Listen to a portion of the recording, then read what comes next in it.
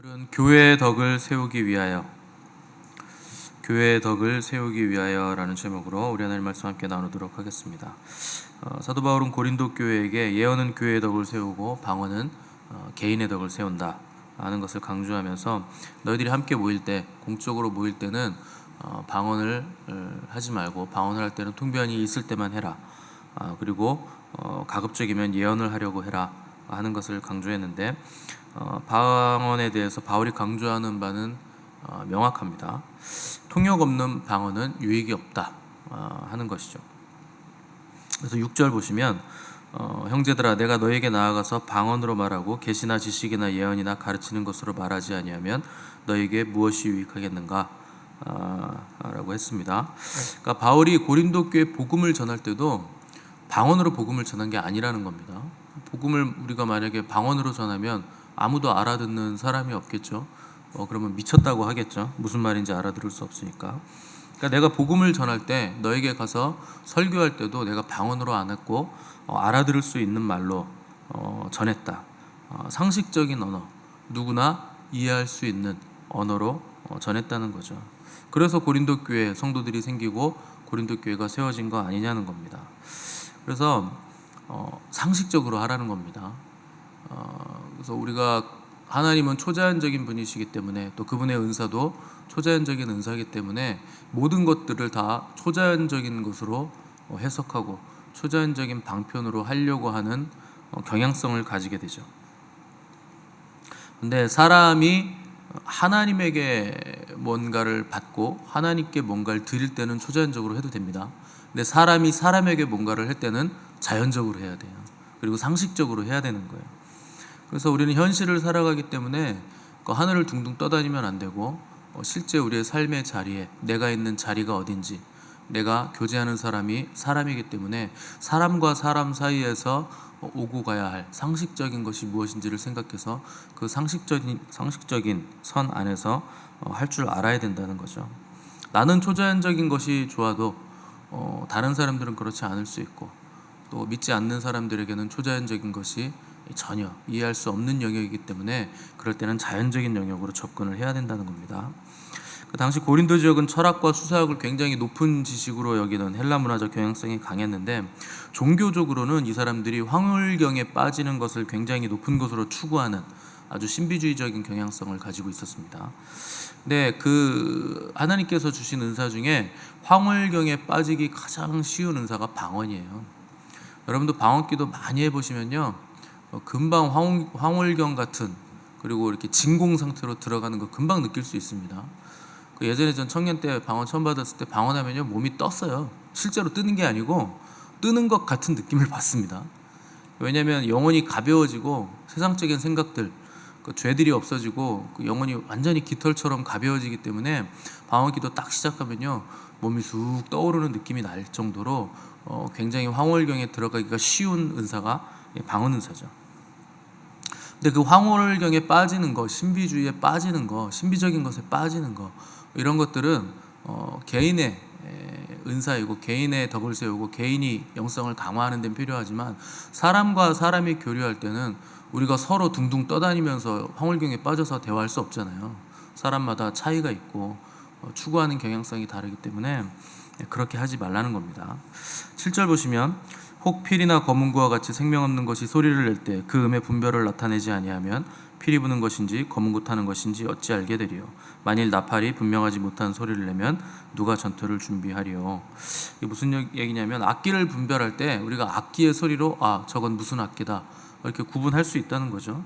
근데 뭐 필이든 검은고든 제 음을 제대로 내지 않으면 이게 도대체 무슨 악기의 소리인지 구별이 안 된다는 겁니다. 특별히 나팔이 이게 이제 이런 게 강한데, 나팔은요, 어떤 음을 어떤 식으로 내느냐에 따라서 그 신호가 있어요. 그래서 기상 나팔 아시죠, 여러분? 빰빰빰빰빰, 그거 일어나라는 겁니다.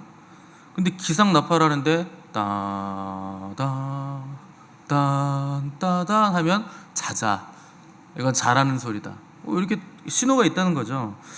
그래서 뭐 만약 나팔이 특수한 상황에 따라 정해진 소리를 내지 않는다, 그럼 적군이 오는데 나팔을 이상하게 분다, 그럼 어떻게 전투를 준비할 수 있겠느냐.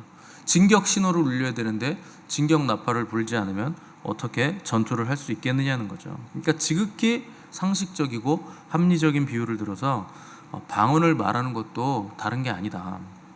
방언이든 통역이든 예언이든 성령께서 모두 필요한 대로 각각 교회의 덕을 세우기 위해서 또 성도를 세우고 위로하고 권면하기 위해서 주시는 사인데, 알아들을 수 없는 언어로 방언만 계속하면 그게 무슨 위로가 되고 그게 무슨 권면이 되겠느냐, 그렇게 해서 어떻게 교회의 덕을 세울 수가 있겠느냐 하는 것이죠.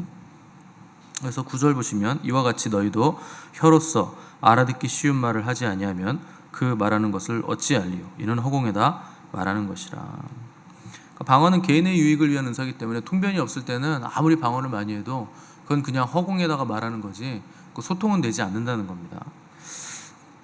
그래서 공동체와 함께 했을 때는, 바울은 지금 계속 이걸 강조하는 거예요. 공동체가 함께 했을 때는 통역 없이 방언하지 말고 개인적으로 해라. 이게 한결같은 기조죠.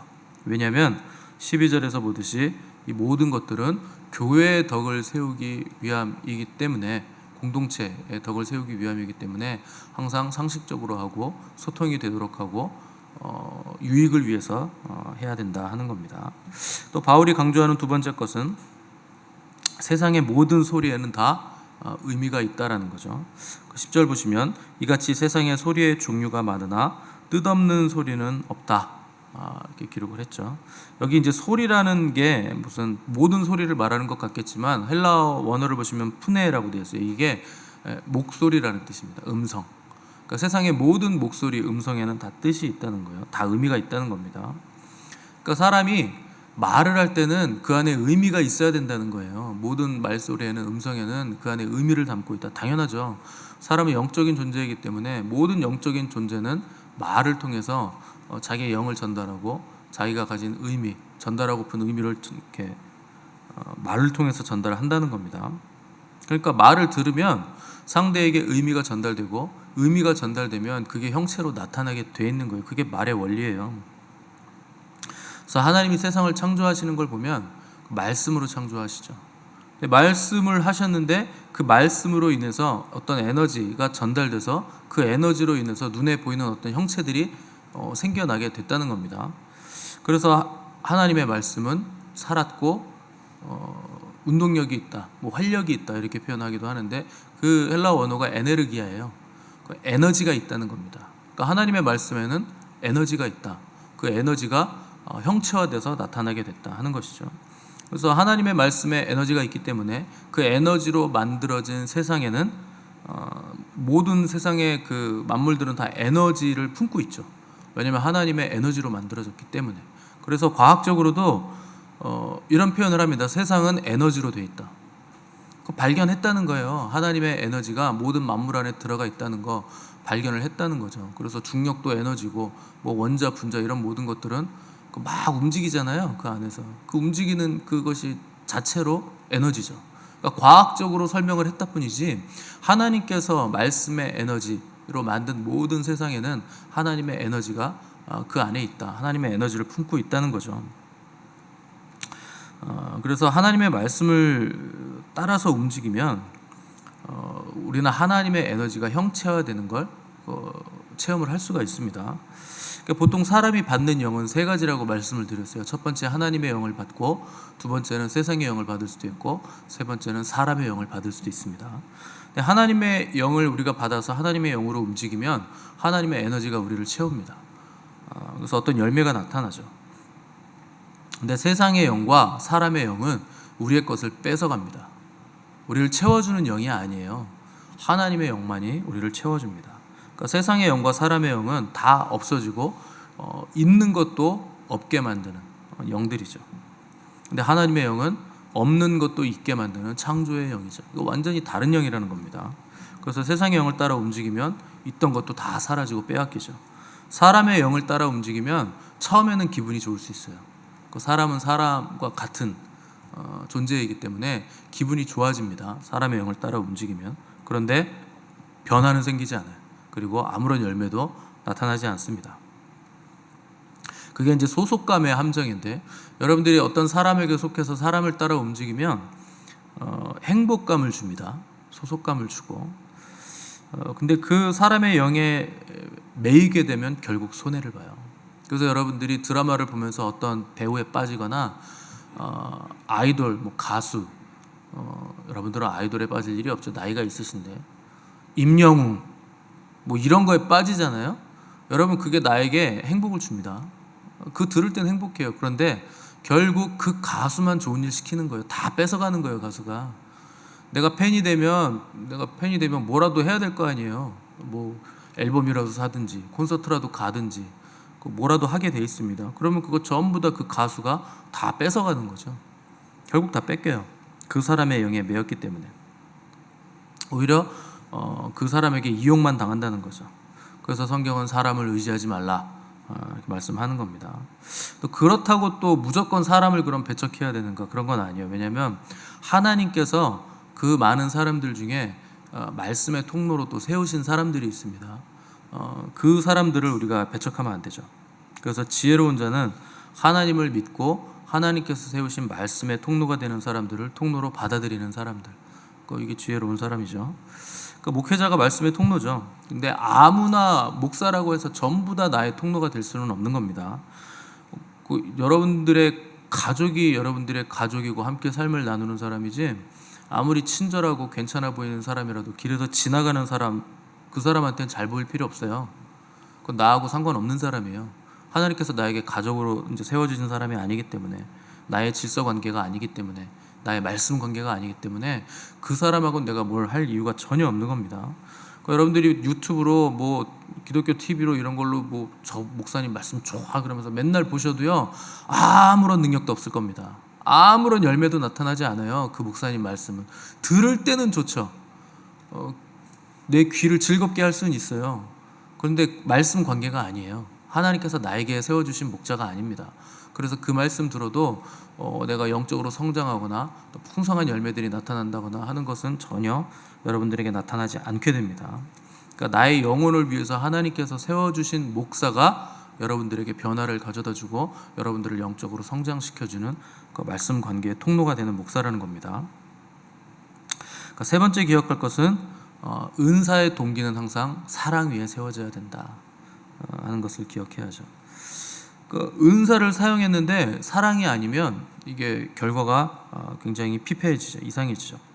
고린도 교회가 그런 교회였습니다. 성령의 은사가 적지 않았던 교회였는데 특별히 고린도 교회는 말과 지식에 뛰어난 은사가 있었다. 그러니까 뭐 방언, 예언, 통변, 지혜 말씀, 지식의 말씀, 이런 은사들이 강하게 나타났던 교회였다는 거죠. 그 은사가 강하게 나타나면 교회가 든든하게 세워져야 되잖아요. 교회를 세우기 위해서, 교회 덕을 위해서 주신 것이 은사이기 때문에. 그런데 놀랍게도 고린도 교회는 은사로 인해서 파가 갈리고 교회 안에 싸움이 생기더라는 겁니다. 왜 그러냐면 은사를 잘못 썼기 때문에, 그리고 은사를 오해했기 때문에. 잘못 쓴다는 건 뭐냐면 사랑으로 은사를 쓰지 않았다는 거예요.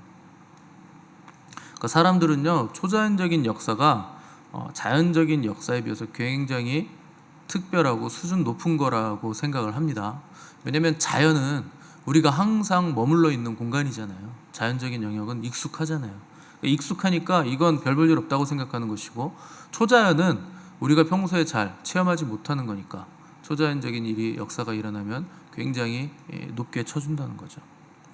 그럼 여러분 상식적으로 생각을 해보십시오. 하나님은 초자연적인 영역에만 계시는 하나님이십니까? 자연적인 영역도 하나님이 통치하시고 하나님이 계시는 영역입니까? 둘 다 하나님의 통치 영역이에요. 근데 교회가요, 이 초자연과 자연을 나누는 일을 굉장히 많이 합니다. 초자연적인 영역은 하나님의 통치 영역, 자연적인 영역은 인간의 영역, 뭐 이런 식으로 나눈다는 거죠. 아니에요. 자연적인 영역도 하나님의 영역입니다. 하나님이 자연 만물을 창조하셨고 지금도 자연 만물을 하나님의 섭리로 운행하시고 다스려가기 때문에 자연도 전부 다 하나님의 통치 영역이에요. 그래서 우리가 사람과 사람이 교제할 때는 초자연적인 표정을 하고 계시면 안 돼요. 여러분 카페에서 사람 만나는데 초자연적인 표정으로 앉아있으면요, 그 사람을 이렇게 따귀를 딱 때리셔야 돼요. 정신 차리라고. 빨리 현실로 돌아오라고, 자연으로. 왜 초자연적인 영역으로 가 있습니까? 쓸데없이. 자연에서 지금 자연적인 교제를 하고 있는데.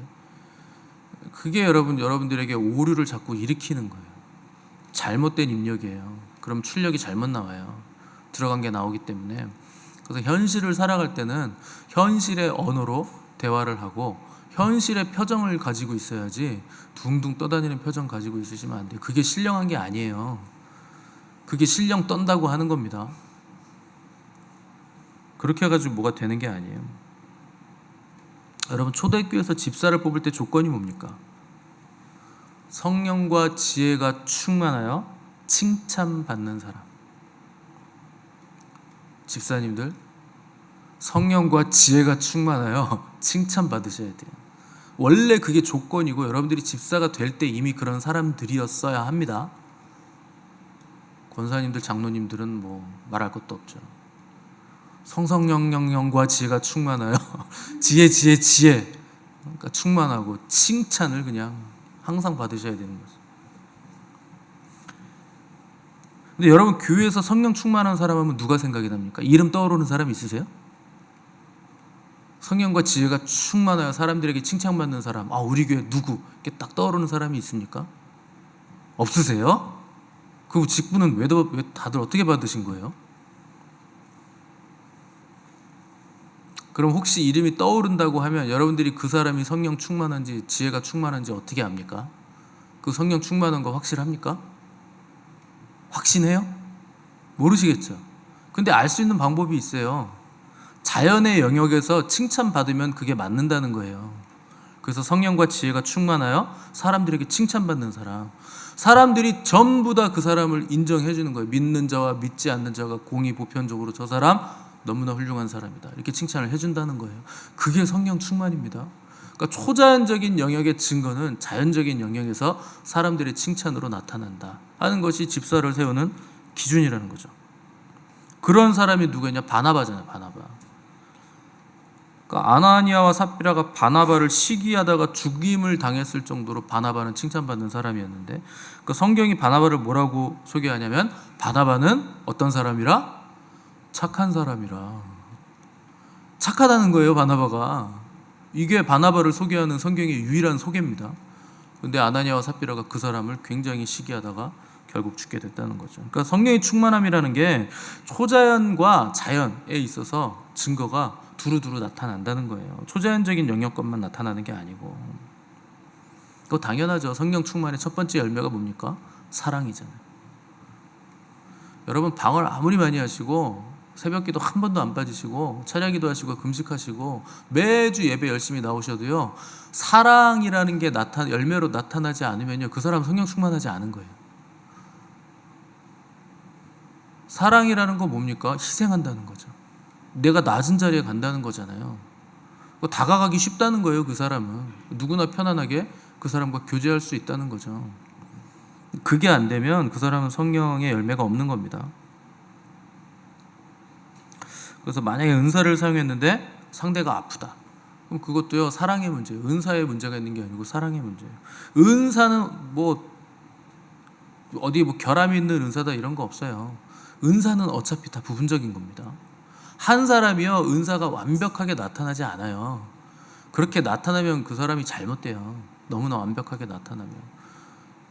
그래서 여러분, 치유기도 해줘도요, 낫는 분이 있고요, 안 낫는 분이 있어요. 그거 하나님의 뜻입니다. 하나님이 어떤 사람은 낫게 하고 어떤 사람은 그냥 낫지 않게 하고 병원 가게 해요. 그 가운데 하나님께서 과정 가운데서 이루실 일이 있기 때문에. 근데 우리는 아프면 무조건 나야 된다고 생각하죠. 그게 무식한 겁니다. 아무것도 하나님이 어떤 분이신지도 모르고 하나님이 그 과정을 통해서 무슨 일을 하고 계신다는 것에 대한 이해가 없기 때문에 기도하면 다 나야 된다고 생각하죠. 그럴 리가 없어요. 예언하면 다 맞는다고 생각을 하죠. 많이 틀려요. 반타작하기 힘들어요, 여러분. 반타작도 쉽지 않아요. 그러면은 그걸 왜 합니까? 교회 덕을 세우기 위해서 하는 거죠. 틀려도요, 그게 맞지 않아도요, 하나님은 그 틀림과 맞지 않음을 통해서도 합력해서 선을 이루세요. 그게 하나님의 전지전능하심입니다. 그 과정을 통해서 틀린 그 사람은 또 겸손을 배우게 되고, 하나님이 하시는 일이 다 있는 거예요. 그래서 모든 은사는, 모든 우리의 사역은 다 사랑으로 하는 거예요. 왜 아픕니까? 사랑으로 하지 않으니까 아프죠. 사랑은 희생이고 희생이 충만을 만드는 겁니다. 자신의 것을 희생해서 드린 오병이어가 수만 명을 먹이죠. 그리고 또 12광주리가 남죠. 12리브라는 게 뭡니까? 충만하다는 거죠. 남는 것도 충만하다는 거예요. 12광주리는. 그게 한 아이의 도시락을 드린 것, 희생, 그것으로부터 출발했다는 거죠. 그 아이는 뭐 배가 안 고프겠습니까? 어리면은 배가 안 고파요? 똑같이 배고프지. 근데 자기 도시락 드린 거예요. 그걸 안드레가 받아가지고 예수님께 가져갔을 때 그게 충만을 이루는 재료가 됐다는 거죠.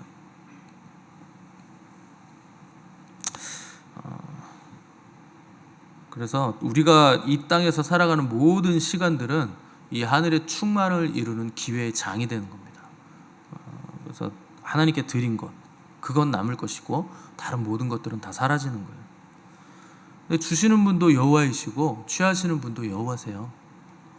그래서 하나님이 영광을 받으셔야 되는 겁니다. 은사자들이 왜 비참해지냐면 하나님이 주신 것을 하나님께 돌리지 않고 다 자기가 취하려고 하기 때문에 비참해진 거예요. 만물은 주님께로부터 나와서 주께로 다시 돌아가야 됩니다. 모든 영광은 다 주님께 돌려야 되는 거예요. 근데 그걸 보고 자기화시키고 자기가 취하고 자기가 이득을 삼으려고 하니까 결국 인생 말년에 비참한 생을 살게 되면서 마지막에 좋지 않은 인생이 되더라는 거죠. 은사가 나타난다는 것은 성령님이 우리 안에 오셨다는 겁니다. 성령님이 오시면 성령의 열매를 맺는 삶을 살게 됐다는 뜻이에요. 은사를 이용해서 내가 인기를 얻고 내가 뭐 생기고 가지고 뭐 떵떵거리고 살고 이러여라고 주신 게 아니에요.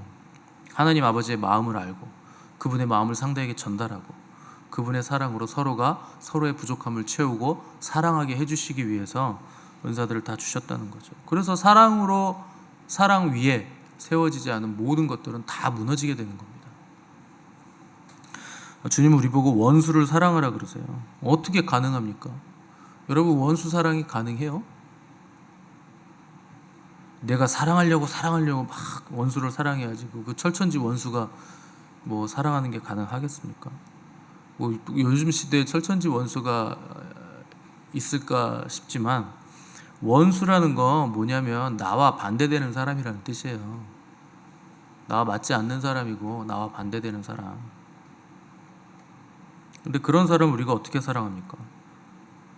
그냥 넘어가 줄 수는 있고 무시할 수는 있고 뭐 기껏 우리가 해봐야 용서해 줄게 뭐 이렇게 정도는 할 수가 있겠죠. 근데 사랑은 불가능해요. 어떻게 우리가 원수를 사랑하느냐? 주님을 뜨겁게 사랑할 때 원수도 사랑하는 게 가능해져요. 주님을 사랑하는 것 없이 원수를 사랑해야지 이를 악물고 외쳐보십시오. 그게 평생 해도 안 돼요. 주님을 뜨겁게 사랑해야 사람도 사랑할 수 있는 거예요. 그래서 나를 이기고 세상을 이기고 마귀를 이기는 능력은 내가 주님 사랑할 때 되는 거지 그냥 내가 뭐 다짐한다고 돼서 되는 거 아닙니다. 그래서 인본적이고 인간적이고 정에 이끌리는 사랑을 하시면 안 돼요. 그런 정도로는 원수 사랑 안 돼요. 주님을 사랑하셔야 돼요. 신적인 사랑을 우리가 가져야 됩니다. 그래서 인간적인 사랑, 인본적인 사랑, 뭐 인간의 도리 이런 것에 끌리는 사람들은요 절대 주님 사랑 못합니다. 그래서 주님은 네 가족이 너희들의 원수다. 부모보다 나를 더 사랑해야 된다. 나보다 부모를 더 사랑하는 자 합당하지 않다. 나보다 자녀를 더 사랑하는 자 합당하지 않다. 인간적인 사랑 수준으로 다가가지 말라는 거예요. 하나님은 그렇게 사랑하실 분이 아니라는 거예요. 그 정도 사랑 가지고는 주님 사랑할 수가 없고 주님 사랑하지 않으면 다른 사람 사랑하는 것 그것도 불가능하다는 거죠. 그러니까 우리가 사랑이라고 생각하는 그 모든 인간적인 사랑, 인본적인 사랑, 마땅한 도리, 정에 이끌리는 거 그거 사랑 아니에요. 성경이 말하는 사랑 아니에요. 그거는 정에 이끌리시면 안 됩니다. 정은 제가 말씀드리잖아요. 사랑이 아니고 초코파이라고. 그거는 먹으면 끝나요. 그 수준 이상이 아니에요. 가장 사랑해야 될 분은 우리 주님이세요. 주님은요 우리가 주님의 원수 되었을 때 우리를 사랑하시고 우리를 위해서 죽으셨잖아요. 하나님의 원수는 죄입니다. 근데 우리가 죄인 되었을 때, 우리가 원수 됐을 때 주님이 우리를 끌어안으셨어요. 그 하나님의 신적인 사랑을 우리가 받아야 된다는 거죠. 그래야 우리도 성령의 감화를 받으면 원수를 사랑할 수 있게 된다는 겁니다. 교회마저도 문제가 생기면 무너져요. 왜 그러냐면 사랑으로 하지 않기 때문에. 근데 그 교회 안에 한 사람이라도 주님 사랑 안에 붙잡힌 자가 있으면 거긴 안 무너져요. 사랑이 있기 때문에. 그래서 우리는 다 부분적으로 예언하고 부분적으로 생각하고 다 부분적으로 사역을 합니다. 다 부분적이에요. 그래서 우리는 서로가 서로에게 힘이 되어줘야 되는 것이고 서로가 서로에게 사랑으로 다가가야 된다는 거죠. 능력이 출중하고 논리적으로 말을 잘해도 완전을 이루지 못합니다. 인간에게 완전이란 건 없어요. 그래서 여러분들이 꼭 기억하셔야 돼요. 나는 항상 부분적이다. 나는 전체 구조의 벽돌 한 장이다. 그래서 다른 사람과 함께 나는 지어져 가고 있다 하는 것을 기억하시고 제한적인 것을 상대를 통해서 나는 채워간다 하는 것을 여러분 반드시 기억하셔야 됩니다. 그래서 서로가 서로를 인정하고 부족함을 채우고 온전히 하나를 이루는 하나의 교회, 복된 성도들이 되시기를 간절히 바랍니다. 함께 기도하겠습니다.